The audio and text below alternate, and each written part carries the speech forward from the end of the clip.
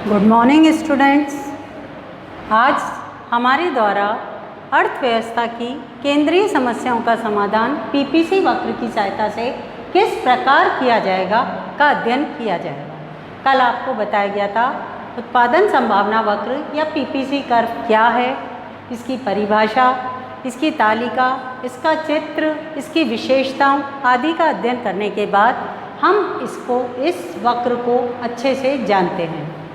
आज हमारे द्वारा अर्थव्यवस्था की केंद्रीय समस्याओं का समाधान किस प्रकार से करता है इसका अध्ययन कराया जाएगा। आपको मैंने पूर्व के लेक्चर में समझाया था कि किसी भी अर्थव्यवस्था में आवश्यकताएं असीमित होती हैं, संसाधन सीमित होते हैं, सीमित संसाधनों के वैकल्पिक प्रयोग होते हैं और इसी कारण से हमें चयन करना पड़ता है कि निश्चित समयावधि में या वर्तमान समयावधि में किन आवश्यकताओं को प्राथमिकता प्रदान की जाए। जहाँ चयन करना पड़ता है वहीं समस्या का जन्म हो जाता है। यहाँ हमने पहले ही पढ़ा हुआ है कि संपूर्ण विश्व में 3 प्रकार की अर्थव्यवस्थाएं दिखाई देती हैं। एक पूंजीवादी अर्थव्यवस्था, एक समाजवादी अर्थव्यवस्था और एक मिश्रित अर्थव्यवस्था। जैसे एक व्यक्ति के लिए संसाधनों की सीमितता पाई जाती है, वैसे ही एक अर्थव्यवस्था के संदर्भ में भी संसाधन सीमित होते हैं। इसीलिए केंद्रीय समस्याएं जो किसी भी अर्थव्यवस्था में पाई जाती है, 3 हमने अध्ययन डिटेल में किया हुआ है। पहले नंबर पे क्या उत्पादन किया जाए, जिसे व्हाट टू बी प्रोड्यूस के नाम से जाना जाता है, व्हाट टू बी प्रोड्यूस के नाम से। दूसरी, कैसे उत्पादन किया जाए, हाउ टू बी प्रोड्यूस के नाम से जानी जाती है। और तीसरे नंबर पे प्राप्त उत्पादन का वितरण किन में हो, फॉर हुम के नाम से जानी जाती है। इन तीनों समस्याओं का समाधान हम अध्ययन करेंगे, तीनों अर्थव्यवस्थाओं के संदर्भ में करेंगे और पीपीसी वक्र की सहायता से करेंगे। सबसे पहली समस्या, क्या उत्पादन किया जाए, क्या उत्पादन किया जाए। हमने यहाँ पर एक चित्र बनाया है जिसके OX अक्ष पर मक्खन, उपभोक्ता वस्तु जिसे हम कहेंगे, और OY अक्ष पर बंदूक, जिसे हम एक युद्ध सामग्री के रूप में काम आने वाली वस्तु का नाम देंगे। यदि ये हमारा A, B, C, D, E 5 बिंदुओं को मिलाकर खींचा गया पीपीसी वक्र है। यदि एक पूंजीवादी अर्थव्यवस्था है तो कीमत और लाभ के अनुसार बिंदु का चयन करेगी, और यदि एक समाजवादी अर्थव्यवस्था है तो सामाजिक आर्थिक कल्याण को ध्यान में रखते हुए उपभोक्ता वस्तुओं को महत्व देते हुए D बिंदु का, C बिंदु का या E बिंदु का चयन करेगी। और यदि एक मिश्रित अर्थव्यवस्था है तो वो अपना संतुलन सरकार और निजी क्षेत्र दोनों के माध्यम से करेगी। अब हमारी दूसरी समस्या, कैसे उत्पादन किया जाए। इसका समाधान यदि हम करते हैं तो हमें अच्छे से पढ़ा हुआ है कि हमारी दूसरी समस्या तकनीक से संबंधित होती है। तकनीक से संबंधित समस्या से मतलब है 2 प्रकार की तकनीक। एक हमारी श्रम प्रधान तकनीक जिसे हमने OX अक्ष पर लिया है, और दूसरी हमने पूंजी प्रधान तकनीक जिसे हमने OY अक्ष पर लिया है।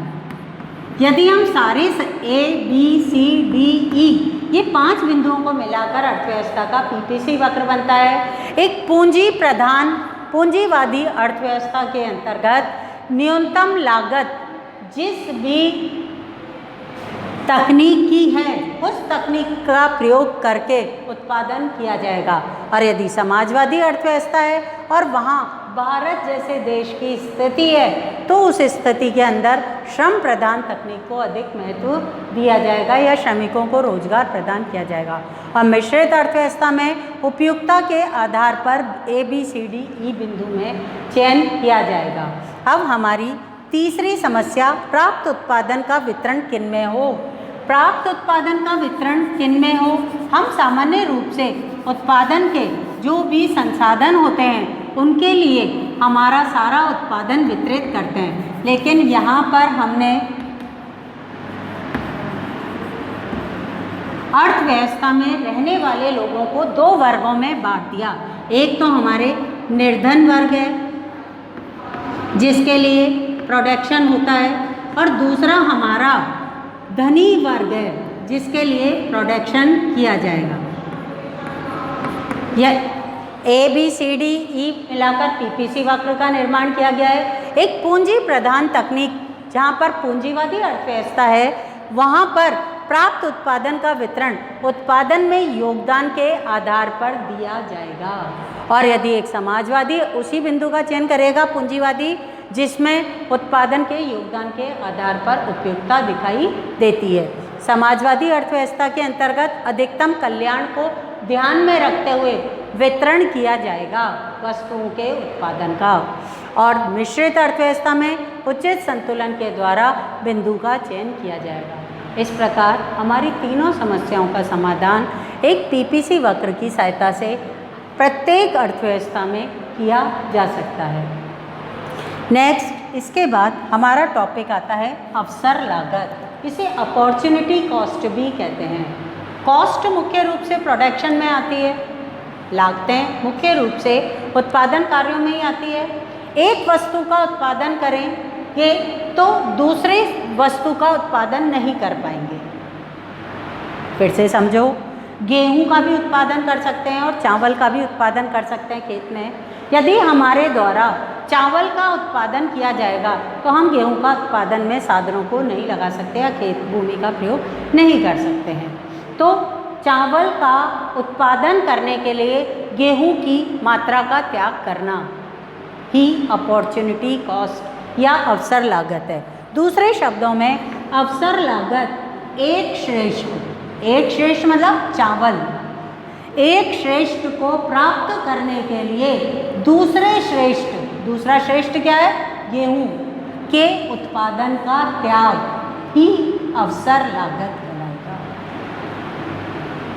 एक श्रेष्ठ को प्राप्त करने के लिए दूसरे श्रेष्ठ का किया गया त्याग ही अवसर लागत कहलाता है। फिर है सीमांत अवसर लागत। सीमांत अवसर लागत शब्द का प्रयोग उत्पादन संभावना वक्र में किया जाता है। यहाँ पर हमारे एक उत्पादन संभावना वक्र बना हुआ है। यहाँ पर मेरे द्वारा Y वस्तु और यहाँ पर मेरे द्वारा X वस्तु को लिया गया है।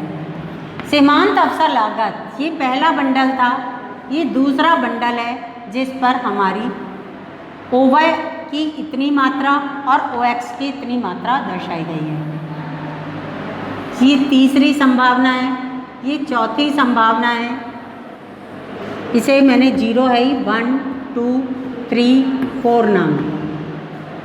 यहाँ मैंने 1 2 3 या 2 4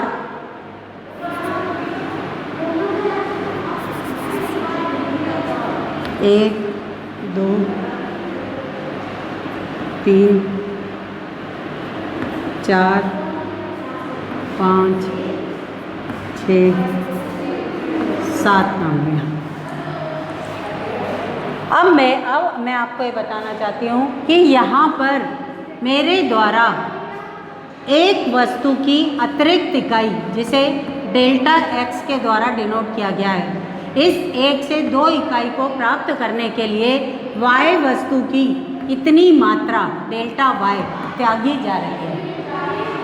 इन दोनों का अनुपात ही सीमांत अवसर लागत कहलाता है। सीमांत अवसर लागत को मार्जिनल अपॉर्चुनिटी कॉस्ट के नाम से जाना जाता है या शॉर्ट में उसे MOC कहेंगे।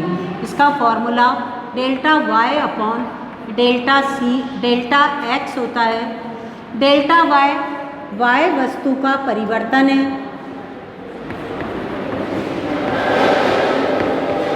डेल्टा x वस्तु का परिवर्तन है,